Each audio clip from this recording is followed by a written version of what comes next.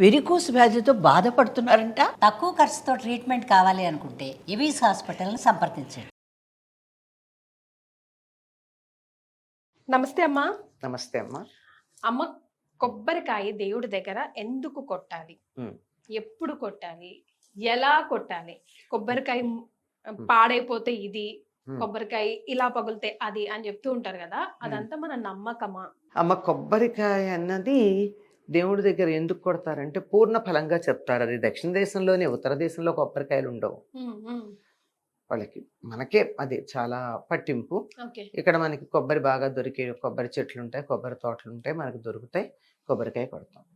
దీనికి కారణం ఏంటంటే దీంట్లో కల్తీ చాలా అవకాశం తక్కువ. తర్వాత నీళ్లు ఉంటాయి, కొబ్బరి ఉంటుంది.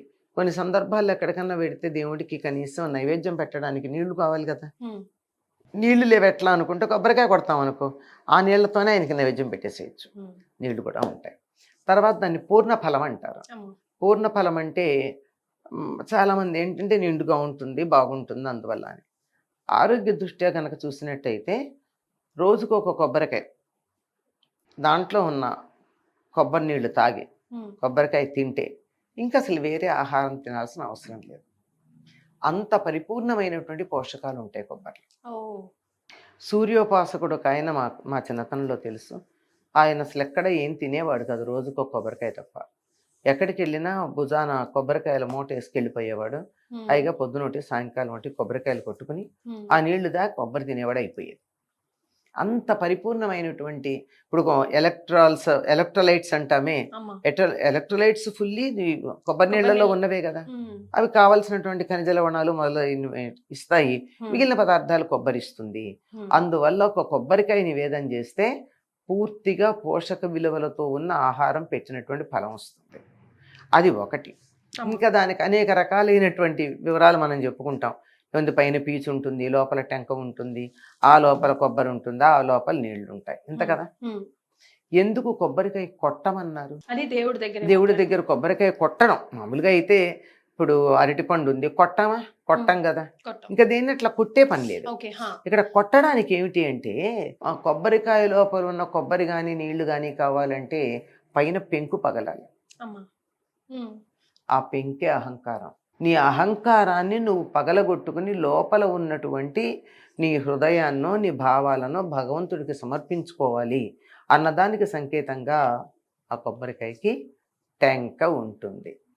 అది అసలు తినడానికి ఎంత నేర్పు ఉండాలమ్మా. కొబ్బరి తినాలంటే ముందు పైన ఉన్నటువంటి పీచు తీయాలి, మెత్తగా ఉంటుంది.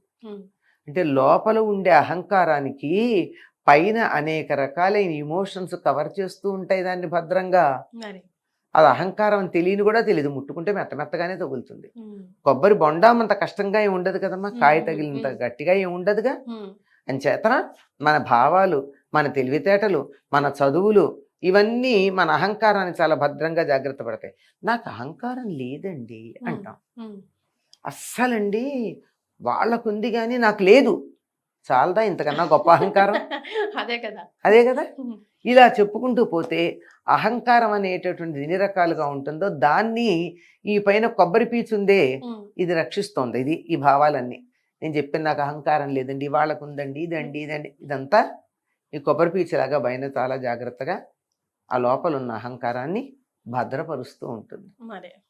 దాన్ని టెంక పగిలితే తప్ప, మనకు కూడా మాట ఉంటుంది, బాగా పొగరబోతుంటే వాడికి టెంక ముదిరింది అంటాం, టెంక జల్ల కూడా ఇస్తాం కదా.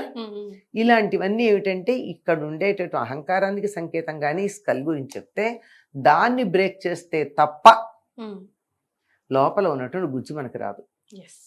అది అయ్యాక కొబ్బరి ఏమన్నా నాలుగు మీద పెట్టుకుంటే మీకు రుచిగా ఉంటుందా? అంతగా ఉండదు కదమ్మా. కొన్ని ఉంటాయి, బట్ చప్పగా ఉంటుంది. ఎంత తీయందైనా చప్పగానే ఉంటుంది. దాని రుచి తెలియాలంటే ఏం చేయాలి? నవలాలి. నవిలాక కానీ దాని రుచి మనకి తెలియదు కనుక ఈ రకరకాలైన భావాలు వదిలేయాలి, అహంకారం పగలగొట్టాలి, లోపల ఉన్నటువంటి దాన్ని నవలాలి, సాధన చేయాలి. అప్పుడు రుచి ఉంటుంది, ఆరోగ్యం ఉంటుంది. ఇంత విశేషంగా చెప్తారు. ఇంకా దానికి చాలా చెప్తారులేండి అని వాస్తవమా ఏమో చెప్పలేం, కానీ లాజికల్గా బాగానే ఉంటాయి. 3 కళ్ళు ఉంటాయి దానికి, కొబ్బరికి. కింద. ఓ శివుడికి సంకేతం, అందువల్ల శివుడిని సమర్పించినట్టు అని ఇలాంటి అర్థాలు చెప్తారు. ఇవన్నీ చమత్కారంగా వినడానికి బాగుంటాయి. మరి అంతేగాని అది వాస్తవం ಮತ್ತೆ అయి ఉండొచ్చు, కాకపోవచ్చు, కాకపోవచ్చు. మనం చెప్పలేం దాన్ని. ఎస్. ఇది ఈ కొబ్బరికాయ కొట్టడంలో కూడా మనకు అనేకమైన సందేహాలు ఉన్నాయి. అవును, ఎప్పుడు కొట్టాలి, ఎక్కడ కొట్టాలి, ఎందుకు కొట్టాలి, ఒకటి తెచ్చుకోవాలా, 2 అక్కడే పెట్టాలా, పీచున్నది తెచ్చుకోవాలా, కుళ్ళిపోతే ఏంటి పరిస్థితి, ఏదైనా అపశపనం అది ఇవన్నీనమ్మా ఈ మధ్య కాలంలో వచ్చే, పూర్వకాలం ఇలాంటి సమస్యలు ఉండేవి కాదే. ఆ పురోహితుడు 5 కొబ్బరికాయలు తెచ్చుకోండి, 6 తెచ్చుకోండి సత్యనారాయణానికి అంటాడు. 6 దేనికండి అంటే, ఒకటేమో నైవేద్యానికి, 7 ఒకటేమో కలసం మీద పెట్టడానికి, ఒకటి నైవేద్యానికి, 5 ఒక్కొక్క అధ్యాయం చదివాక అని.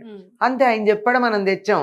7 ఎందుకు, 8 కొట్టకూడదా, ఇలాంటి సమస్యలు ఎవరికి రాల. ఒకళ్ళు చెప్తే ఇంకోళ్ళు వినడం అనేది సంస్కృతి ఉన్నంతకాలం మనకి సమస్య లేకుండా పోయింది. అది కాకుండా ప్రతి వాళ్ళు అర్ధ జ్ఞానం, మిడిమిడి జ్ఞానం అంటారు, హాఫ్ నాలెడ్జ్ అంటారు ఆంగ్లంలో. ఈ హాఫ్ నాలెడ్జ్ వచ్చేటప్పటికల్లా సమస్యలు రోజు రోజుకి పెరిగిపోతున్నాయి, కానీ లేకపోతే లేదు.